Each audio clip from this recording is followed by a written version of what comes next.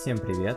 Вы на канале Full Stack on Python. Сегодня мы с вами разберем таблицы и табличную верстку в HTML.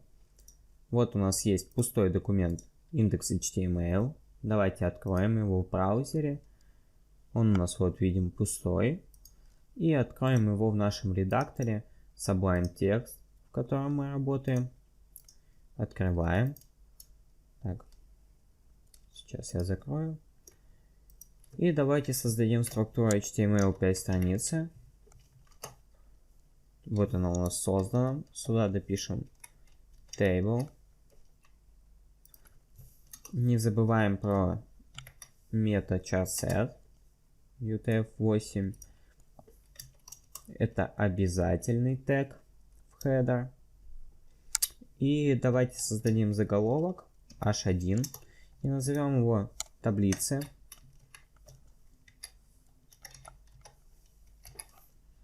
Так. Таблицы. И давайте уже начнем сами таблицы создавать. Таблицы создаются в теге table. В нем также создаются строки. Строки это у нас тег tr.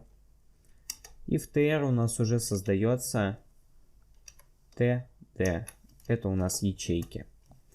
Давайте сделаем 3 ячейки. Ctrl-C, Ctrl-V, Ctrl-V. И создадим 3 строки с 3 ячейками. Так. Вот у нас получилось вот так. Давайте в них просто напишем цифры.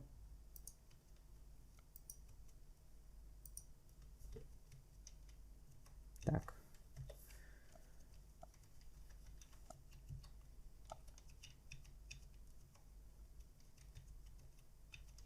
Девять строк у нас получилось. Давайте посмотрим, что же у нас получилось.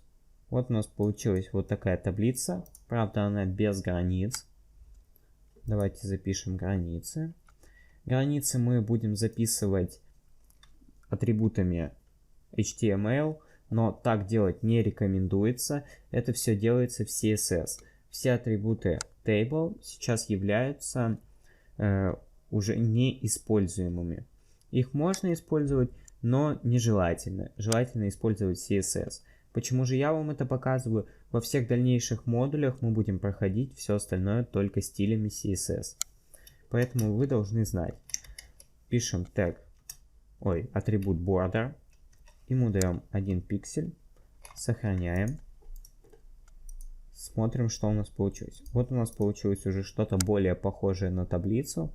Но тут некрасиво то, что нет отступов. И то, что такие широкие границы. Давайте запишем таблицы также атрибуты cell spacing. Cell spacing. Это у нас дает границы в 1 пиксель. То есть границы сливаются.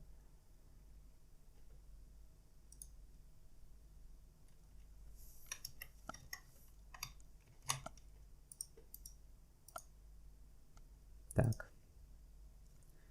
cell spacing.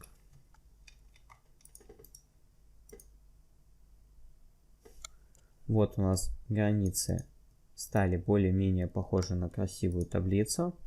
И давайте зададим cell padding. Cell padding.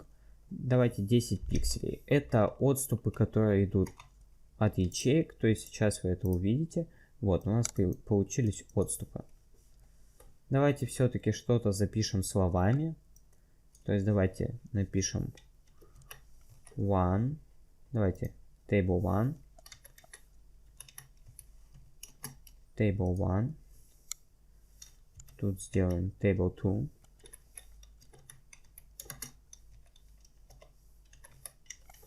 Table two. И тут сделаем table three.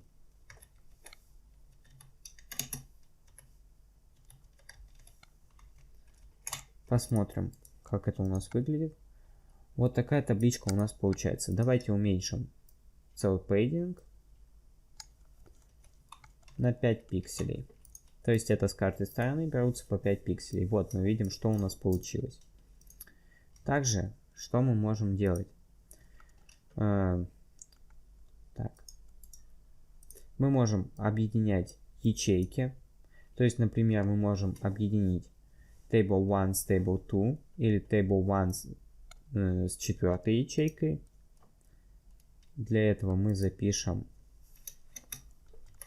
row span и давайте 2 напишем. Это у нас table 1 с четвертой ячейкой объединяться. Четвертую ячейку давайте не будем ее удалять, просто посмотрим, как это будет выглядеть изначально. Перезагрузим. Вот, мы видим, у нас вытеснилось сюда, из-за этого идут верстки страницы, всякие ошибки. Мы удаляем четвертую ячейку, сохраняем. Что у нас получается? Вот у нас получается таблица, то есть table 1 соединилась с четвертой ячейкой. Для этого мы задаем table 2 строки, а четвертую ячейку удаляем. Давайте, например, мы хотим объединить 8 и 9 ячейку. Для этого мы зададим call Так, 8 и 9. Call span. Давайте также 2. И мы удаляем 9 ячейку. Сейчас мы с вами увидим для чего. Я вам объясню. Давайте посмотрим. Смотрите, у нас 8 ячейка сейчас станет 2 ячейками. Но 9 тогда вытеснится сюда. Поэтому мы ее с вами удаляем. Ctrl-S. И перезагрузим тут страницу. Вот у нас объединилось 2 ячейки. Что мы еще с вами можем сделать? Мы можем задать выравнивание таблицы. То есть мы можем выровнять ячейки по вертикали и горизонтали, текст в ячейках. Давайте выровняем. Давайте у первой ячейки сделаем по вертикали, v-line, и давайте сделаем bottom. Bottom это по нижней границе. То есть вот что у нас произошло. У нас оказался текст внизу. Тут мы этого не видим, потому что у нас стоят отступы. Но также мы можем задать и выравнивание по горизонтали по центру. Это задается align и центр. Центр.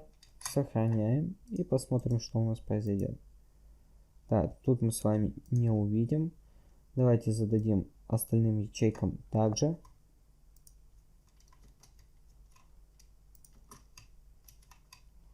Сохраним. Перезагрузим. Вот, мы видим то, что у нас выровнялось по горизонтали все. И все можем выровнять. Также мы можем выравнивать и таблицу, задав ей align center.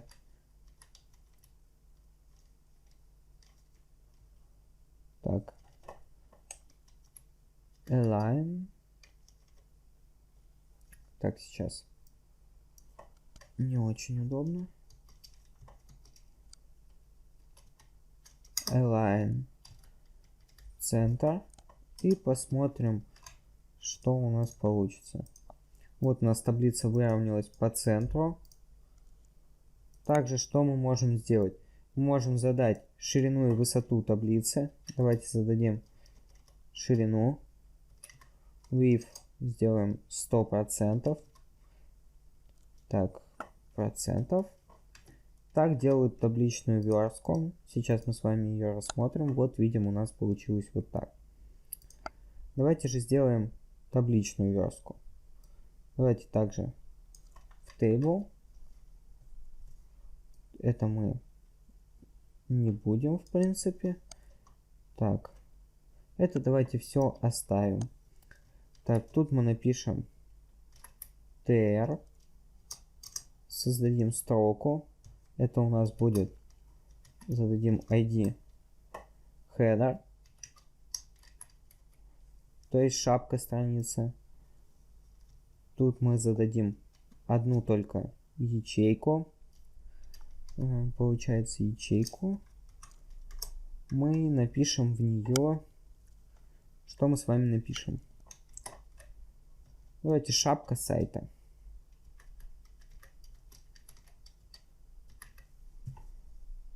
Так.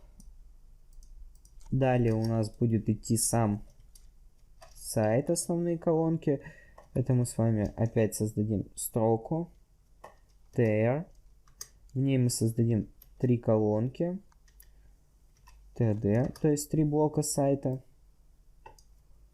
Ctrl-C. Ctrl-V. Ctrl-V. И создадим... Так, давайте тут напишем. ID main. Основная информация сайта. И давайте тут мы создадим footer. tr опять. И возьмем td. Также одну. Сюда мы подпишем ID footer. Это не обязательно, это я чтобы вам показать. ID footer. И сюда мы напишем подвал сайта.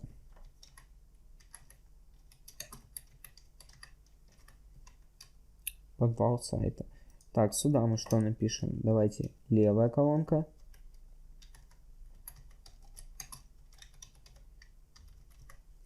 Левая колонка. Центральная колонка.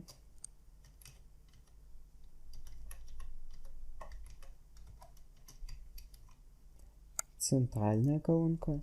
И напишем правая колонка. Так, тут давайте сделаем большую букву. Перфекционизм. Так, сохраним и посмотрим, что у нас получилось. Так, тут мы сделаем у tr нашей, точнее у td, мы уже сделаем, получается, call span и зададим ей 3. Так, и здесь мы сделаем call span и зададим 3. Посмотрим.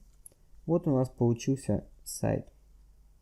То есть мы видим, как на самом деле создавались раньше сайты. Можем выровнять хедер по центру.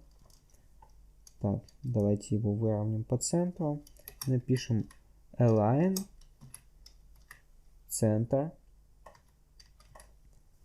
И также напишем это footer.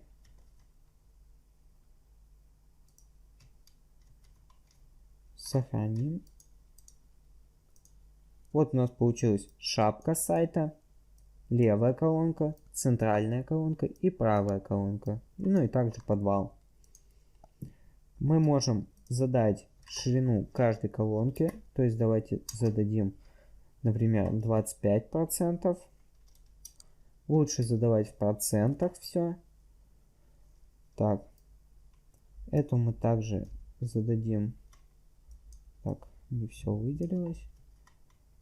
Здесь мы также зададим 25% и посмотрим, что у нас получилось.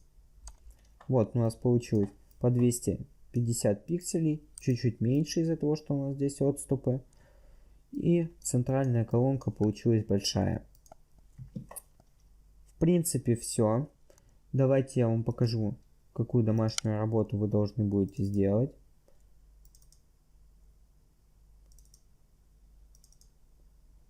Это вам надо будет сверстать вот такую вот таблицу